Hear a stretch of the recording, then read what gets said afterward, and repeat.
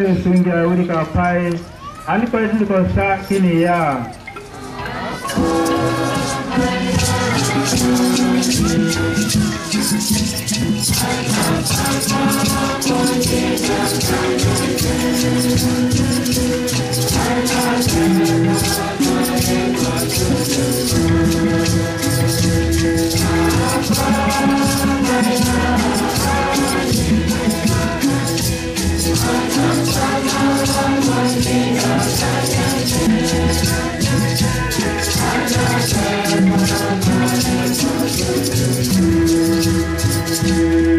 ani kwa hizi baira kwa mboga balata dengan Yesus Kristus ya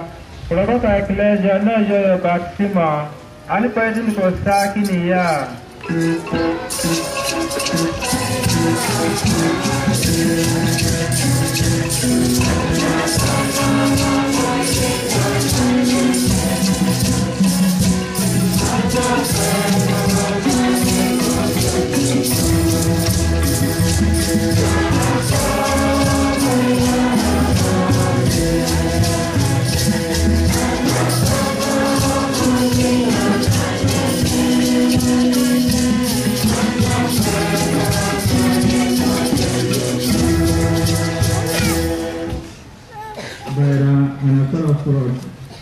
Padani alikumbate go sende dole